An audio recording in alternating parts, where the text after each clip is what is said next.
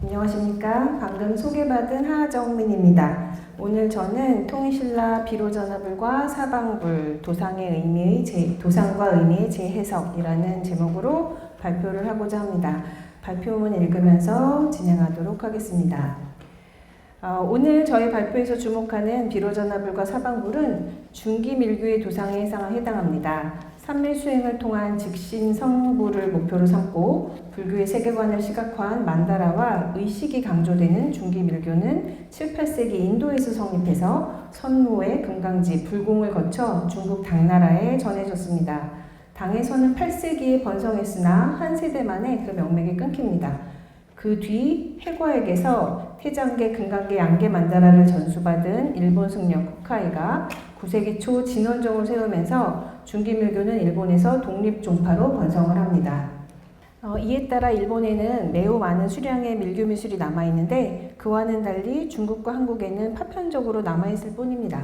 이에 따라 동아시아 밀교 연구를 주도해온 일본 학계가 쿠카이를 정점에 두고 밀교사를 재구성해왔고 그 결과 9세기 일본에서 완성된 양계 만다라 체계가 일종의 표준처럼 작동해왔습니다. 그래서 통신라의 미술 가운데 이 기준에 맞지 않는 특징은 신라적 변형으로 분류되어 왔습니다. 그런데 중기밀교가 신라에 전해진 것은 8세기 중반이며 직원인 비로전화불을 비롯한 도상이 등장한 것도 이 시기입니다. 따라서 통일신라 밀교미술의 기준은 9세기 일본이 아니라 동시대인 8세기 당에서 찾아야 할 것입니다. 이 발표는 이러한 문제의식 위에서 통일신라 밀교 수용의 중심에 놓인 비로전화불과 사방불에 관해서 두 가지 논점을 제기합니다. 첫째, 통일신라의 내면 불상은 사면불이 아닌 뚜렷한 방위의식에 기초한 사방불로 보아야 합니다. 이러한 방위의식은 당과 쿠카이 이전에 일본을 포함한 당시 동아시아 불교계의 공통된 흐름이었습니다. 단, 이 사방불은 밀교 유입 이전부터 존재한 전통적인 계통으로 밀교 경전 속 사방불과는 명칭과 수인이 일치하지는 않습니다. 둘째, 9세기 이후 비로전화불과 사방불이 결합되는 방식에 주목합니다. 오방불 체계에서 중앙에 위치해야 할 비로전화불이 사방의 한 자리에 출현하는 사례가 통일신라에서 확인되는데 이는 기성의 밀교적 규범과 구별되는 주목할 만한 양상입니다. 이를 청암사 수도함과 동화사 비로함을 중심으로 살펴보겠습니다. 이러한 논의를 통해서 이 발표는 통일신라 밀교미술이 동아시아의 흐름과 궤를 같이 하면서도 능동적인 선택과 독자적인 모색을 실현했음을 밝히고자 합니다. 먼저 살펴볼 것은 통일신라기에 방영의 돌기둥이나 석탑 탑신의 내면에 불상을 새긴 경우 이를 사면불로 부를 것인가 사방불로 부를 것인가 하는 명칭의 문제입니다. 이를 사면불로 불러야 한다는 견해가 있는데 그 핵심 논거는 사방불이란 본래 중앙의 법신 비로전화불을 포함하는 오방불 체계를 전제하는 개념인데 통일신라에는 그런 정형화된 오방불 사례가 없으니 사불 또는 사면불로 불러야 한다는 것입니다. 그러나 이러한 기준 자체가 9세기 이후 일본에서 체계화된 만다라의 오방불 도상을 잣대로 삼고 있기 때문에 제고되어야 합니다. 판단의 기준은 밀교 의궤상의 도상적인 적합성이 아니라 방위의식 인식의 유무여야 합니다. 비교를 위해서 6, 7세기 삼국시대 사례로 예산 화전리 그리고 문경 대승사의 경우를 보면 내면에 불상을 두기는 했지만 방위를 의식했다고 보긴 어렵습니다. 이런 경우에는 사면불이라는 명칭이 적절할 것입니다. 그런데 통일신라 8세기 전반부터는 변화가 감지됩니다. 경주 남산 칠부람이 이른 예인데요. 내면 가운데 동쪽 면에만 약합을 둔 열애가 배치되었습니다. 동방약사열애라는 방위인식이 작동했던 것입니다. 이 점은 육적에서 나온 석경편 가운데 다수가 약사경으로 판명된 사실로도 뒷받침됩니다. 나머지 세 면은 별다른 도상적 특징이 없어서 존명을 할 수 없으나 동방약사열애에 대한 방위인식이 확립되어 있었음은 분명해 보입니다. 방위 체계가 한층 뚜렷해지는 사례는 8세기 중엽 경주 불굴사지입니다. 동면에는 약합을 든 약사열애상이 그리고 서면에는 보관에 화보를 둘러싼 관음보살을 좌엽시로 하는 아미타열애 3존이 배치되어 있습니다. 북면에는 11면 6비 변화관음과 미륵으로 추정되는 보살 입상이 있습니다. 이 사례의 핵심은 동방약사와 서방 아미타가 대칭을 이루며 동서축을 형성한다는 점입니다. 이 동서대응은 이후 통일신라 사방불의 기본 틀이 됩니다. 여기서 주목할 것이 문헌 기록입니다. 삼국유사는 이 굴불사지에 대해서 사면에 사방불을 새겼다라고 적고 있습니다. 비록 고려 후기의 기록이지만 적어도 그 시점까지 이 상들을 사방불로 부르는 전승이 이어지고 있었음을 보여줍니다. 그리고 이러한 명칭이 신라 당대로 소급될 수 있음을 뒷받침하는 것이 바로 능지탑의 명문입니다.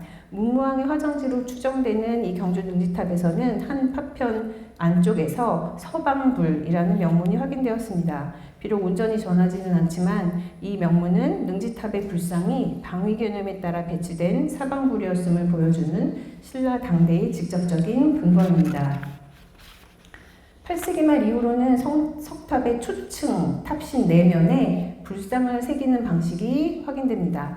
이러한 석탑은 10여 기가 전하는데 그 가운데 70예로 보이는 양양 진전사지 3층 석탑에는 동면에 둥근 지물을 든 약사열에 오른쪽에 빨간 동그라미를 보시면 약합을 들고 있습니다. 그리고 왼쪽에 있는 서면에는 통견의 전법륜인의 열애가 새겨져 있고 아래쪽에 있는 남면에는 편단우견의 축지인의 열애, 그리고 위에 있는 북면은 파선으로 수인을 식별하기가 어렵습니다.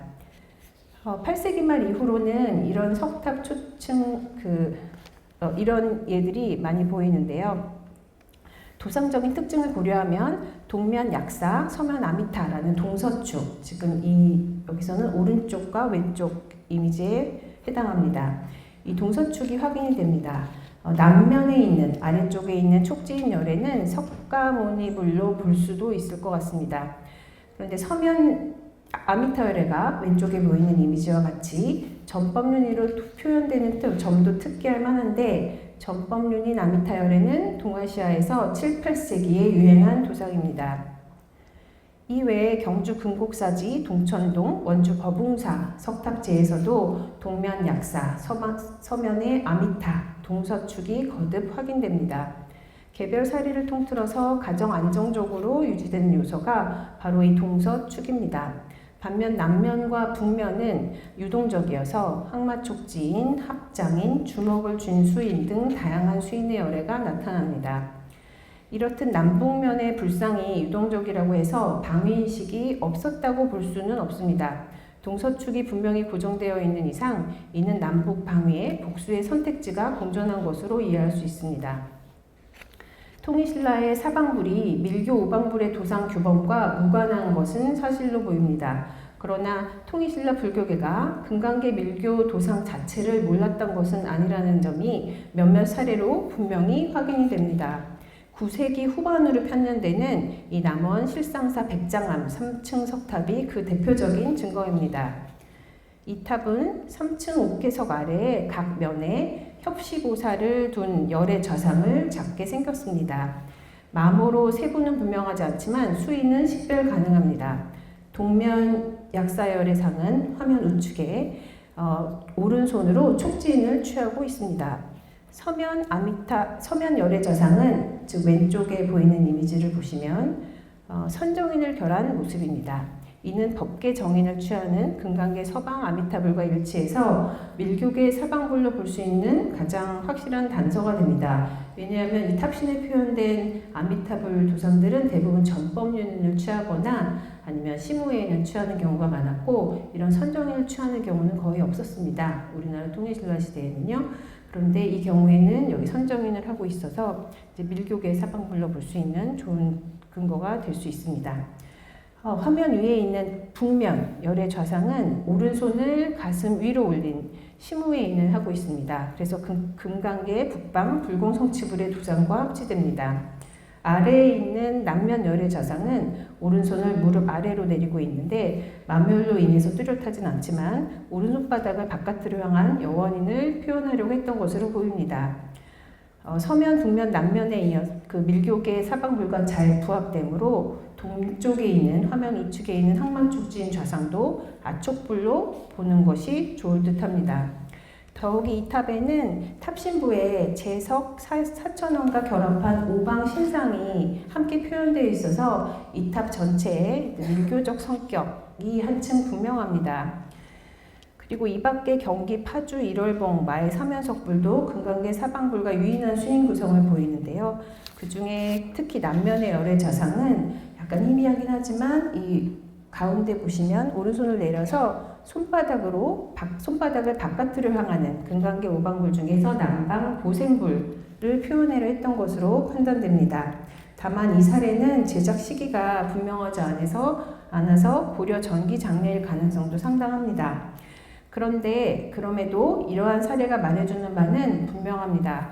통일신라 불교계는 금강계 사방불 도상을 충분히 인지하고 있었을 뿐만 아니라 필요할 경우 이를 능숙하게 구현할 역량을 갖추고 있었습니다. 그럼에도 대부분의 경우 그와는 다른 동서축 중심의 사방불 전통을 택했습니다. 이는 무지나 지체의 산물이 아니라 능동적인 선택으로 볼 수 있습니다. 만약 금강계 사방불이 주류로 인식되었다면 백장암 석탑과 같은 탑이 더 널리 조성되었을 것으로 볼 수 있습니다. 그렇다면 이 동서축은 신라만의 현상이었을까요? 그렇지 않습니다. 당나라와 그리고 쿠카이 이전의 일본에서도 공유되고 있었습니다. 먼저 주목되는 문헌은 신라 왕실사찰, 영묘사의 승려, 불가사의가 저술한 대비로전화경 공양차제법소입니다. 그는 8세기 전반 장안에서 선무회에게서 직접 배운 인물입니다. 그는 대일경 권칠에 반드시 본존이 계시는 방향에 의거하여 라는 대목을 주석하면서 시방세계에는 근기에 따라 드러나는 방향이 있으니 예컨대 동방의 약사, 서방의 아미타, 청량산의 문수 등과 같은 것이다 라고 설명하였습니다. 주목할 점은 그가 대일경에 명시된 태장계 사방불이나 또는 금강계 배치를 인용하지 않고 동방약사, 서방 아미타를 방위불의 가장 자연스러운 예로 들어서 설명하고 있는 것입니다. 이는 동서축이 당시 당나라 불교계에서 이미 폭넓게 통용되고 있었음을 시사합니다. 그리고 불가사의가 신라 왕실 사찰의 승려라는 사실은 이 인식이 통일신라에도 깊이 공유되었음을 함께 보여줍니다. 흥미롭게도 그 당의 조형 사례에서도 동일한 방위 체계가 확인됩니다. 8세기 서안 일대에서는 수인을 통해 네 방향을 구별하는 조성탑이 다수 등장합니다. 서안박물원 소장 허우슈어자이 출토 조상탑 부재에는 동면에 화면 오른쪽입니다. 선정인 자세로 손 위에 약합을 얹은 약사열의 자상이 그리고 화면 좌측에 전 법륜인을 결한 아미타 열의 자상으로 추정되는 상이 배치되어 있고 남면 아래쪽에 편단의견의 촉지인의 열애 그리고 화면 위에 있는 북면에는 의좌 형식의 미륵열애가 새겨져 있습니다. 동서축에 약사열애와 아미타열애를 배치한 이 구성은 통일신라 진전사지 3층 석탑, 좀 전에 본 진전사지 3층 석탑의 사방불과 아주 정확하게 대응합니다. 그리고 남면에 편단의견의 촉지인 열애를 둔 점도 마찬가지입니다. 특히 의미심장한 것은 청룡사 유적에서 출토된 사면 개감 조상비입니다. 동면 약사, 서면 아미타, 남면 촉지인 열애 그리고 북면에 의저 미륵의 구성을 갖추고 있습니다. 이 청룡사는 쿠카이가 해과를 사사하며 밀교를 배우고 만다라를 전수받은 바로 그 사원입니다. 그러한 사원 사찰의 유지에서 동서축 방위 체제를 갖춘 사방불이 출토된다는 사실은 시사하는 바가 큽니다. 이 밖에 시공항국 출토 조상탑에서도 동서축이 확인됩니다. 다만 흥미로운 점은 이제 동서축이라는 구성 원리는 공유하는데 구체적인 도상은 서로 달랐다는 점입니다. 당에서는 화면 오른쪽에 약사를 표현할 때 주로 선정인의 약합을 들고 있습니다. 그런데 통일신라에서는 손을 들어 올리거나 촉진을 결한 형식이 많습니다. 또 북면에 있는 화면 위쪽에 미륵은 주로 의좌 형태로 표현되는 경우가 주류인데 통일신라에서는 그러한 예가 드뭅니다. 또 화면 좌측에 보이는 것처럼 아미타열의 수인에서도 차이가 나타나는데 지금 보는 예처럼 당에서는 서면의 아미타열가 묘관찰지형으로 표현된 예가 꽤 있습니다. 그런데 통일신라에서는 묘관찰지인 아미타열가 극히 드물고 주로 전법륜인 아미타열가 나타납니다. 요컨대 동서충의 방위 배치는 공유하는데 그 도상의 구체적인 선택은 서로 달랐던 것입니다. 이런 동일한 방위 체계는 후카이 이전 일본에서도 이미 확인이 됩니다. 그 창태 3년 900년에 찬술된 코우쿠지 엔기는 5층 탑 기단부 사면에 사부를 둔 약사, 동쪽의 약사, 그리고 남쪽 석가, 서아미타, 북미륵으로 열거하는데 이 구성이 명시된 일본 문헌 가운데 가장 이른 사례입니다. 그리고 그런데 그 남방 석가불토의 권속 목록에 신라 인형이라는 언급이 있습니다. 그래서 가장 이른 기록에 신라인과 관련된 언급이 있다는 사실은 이 사방불 체제의 형성이 신라와의 교류와 무관하지 않았음을 암시합니다.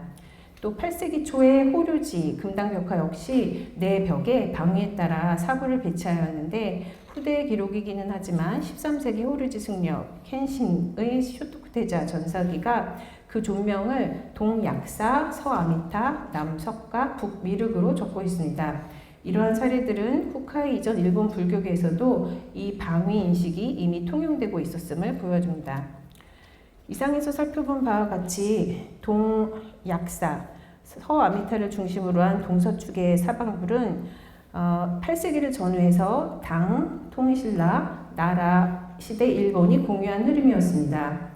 물론 이 방위체계가 어디서나 배타적인 주류였다는 뜻은 아닙니다. 여러 구성이 공존하는 가운데 세 지역이 함께 공유한 하나의 경향이었고 그것이 통일신라에서는 매우 확연히 드러난다는 것입니다. 반면 9세기 이후 후카이가 완성한 양계 만다라 체계는 이 더 오래된 방위 개념과 구별되는 새로운 흐름이었습니다. 현재로서는 이 여러 전통이 공존하는 가운데 일본이 이 새로운 체계를 특히 강조해서 독자적으로 확대 전개한 것으로 이해하는 편이 더 적절해 보입니다. 다음으로 비로전화불과 사방불의 결합에 대해서 살펴보겠습니다. 통일신라 사방불은 동서축을 중심으로 한 안정적인 방위 체계를 지니고 있었습니다.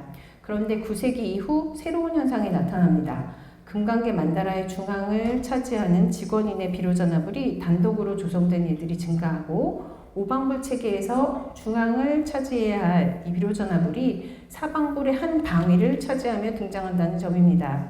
이는 밀교적 규범으로는 설명하기 어려운 현상입니다. 이와 관련해서 학계에서 가장 잘 알려진 사례는 동아사 비로함입니다. 그러나 발표자는 이보다 덜 알려진 김천 청암사 수도함에 주목해서 이를 동아사 비로함과 비교함으로써 그 특징을 도출해보고자 합니다. 김천 청암사의 수도함의 대적 광전에는 직원인의 대형 비로전화불이 봉안되어 있습니다. 상 높이가 253cm에 이르는 대작으로 당당한 자세와 양감, 근엄한 표정은 석굴암 본종과 통하는 조형입니다. 그런데 다만 이 무릎 폭이 옆에서 볼 때 오른쪽 석굴암 불상은 굉장히 넉넉한 데 비해서 왼쪽에 보시는 청암산 수도함의 석조저 비로전화 불상은 무릎 폭이 굉장히 좁습니다. 그래서 좀 시대는 이제 석굴암보다는 내려가는 것으로 보입니다. 그래서 9세기 전반경으로 좀 편년하는 편인데요. 편년과 관련해서 최근의 조사 결과가 주목됩니다. 동서 석탑 사이에 석주가 있는데 이 석주 여백면에서 비로전화 불상 조성과 원하 3년, 곧 808년이라는 명문이 판독되었습니다.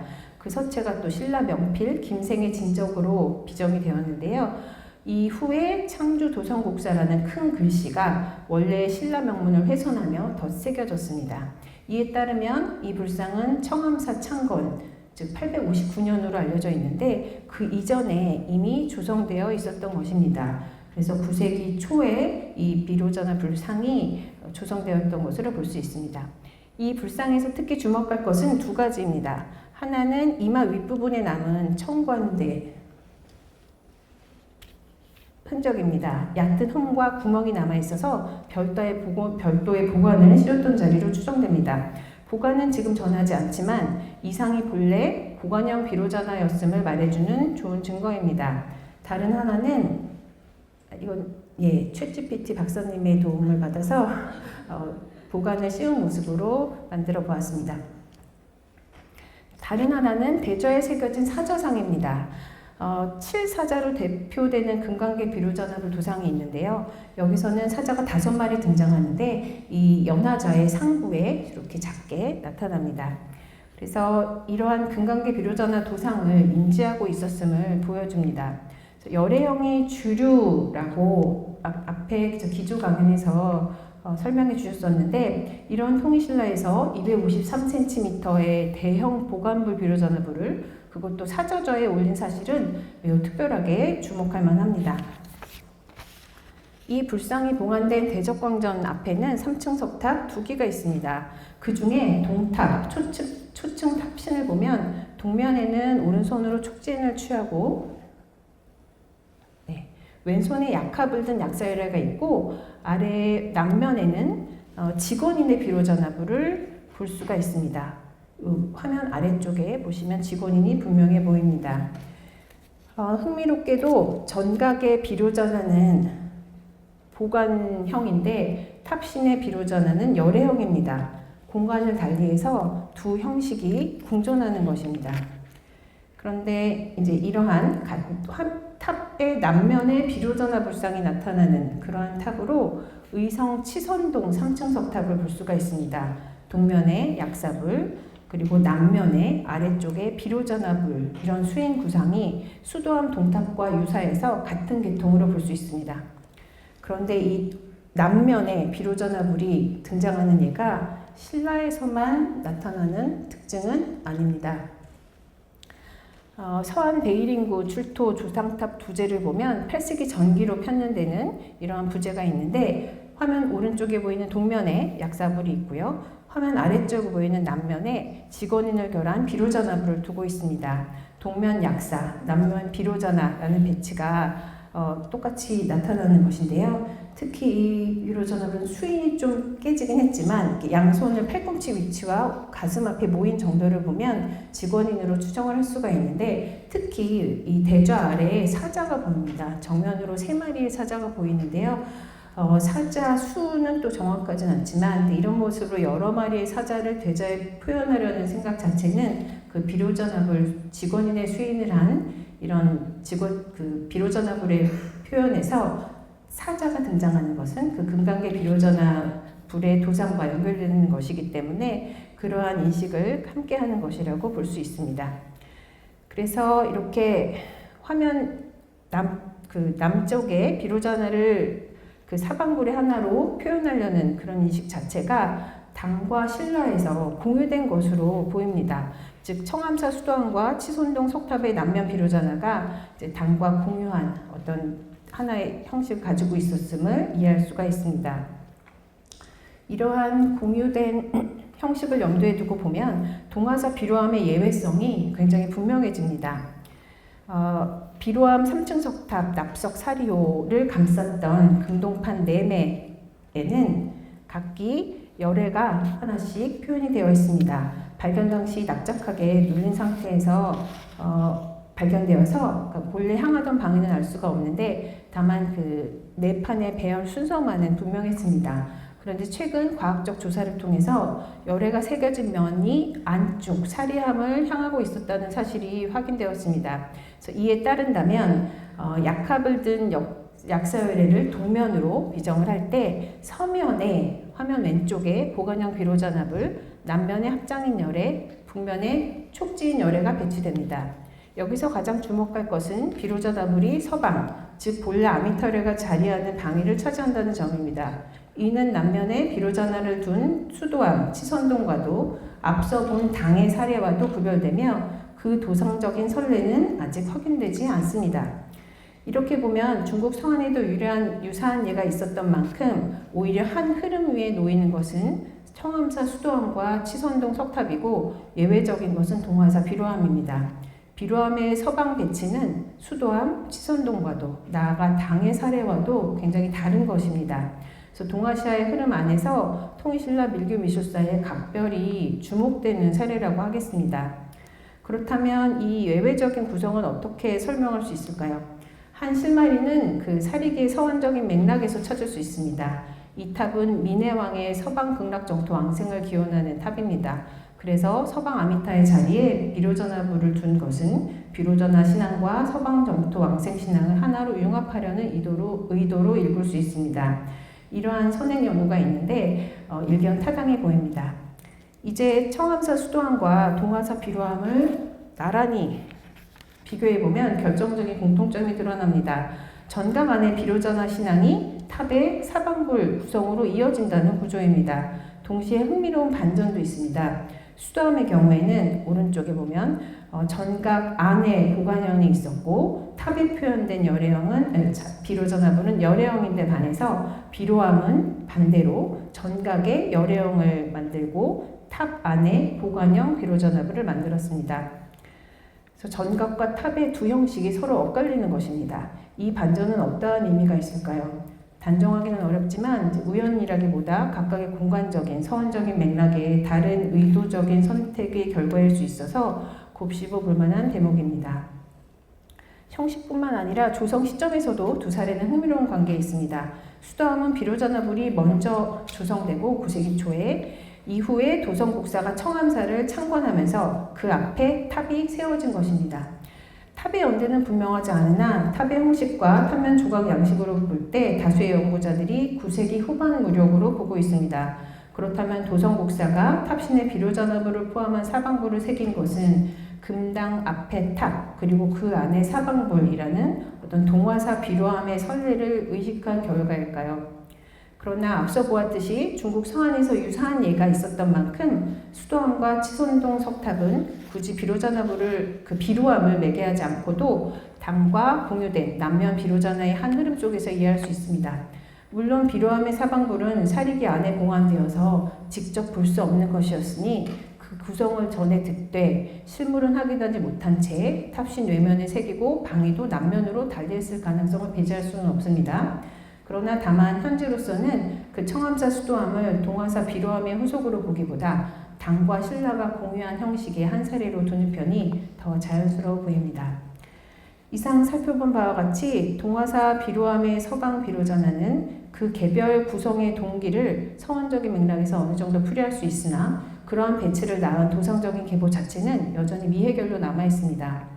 나아가서 비로전화불이 사방불의 한 자리에 들어온 현상 일반에 대해서는 9세기 이후 신라의 화엄, 선종을 중심으로 한 비로전화 신앙이 확산된 점, 비로전화와 아미타를 융합적으로 이해하던 신라 불교계의 경향 등이 배경으로 제시된 바 있습니다. 그러나 당에서도 이러한 도상이 나타나는 이상 이를 신라 내부의 사상적 배경만으로는 설명하기 어렵습니다. 보다 적절한 답을 모색하는 일은 앞으로의 과제로 남겨두고자 합니다.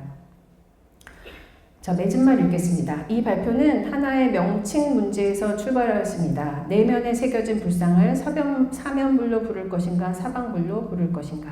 사소해 보이는 이 물음은 사실 관점의 문제입니다. 명언으로 보면 그저 4개의 상이지만 당위로 보면 거기에는 어느 방향에 어느 부처를 둘 것인가를 판단한 주체가 있습니다.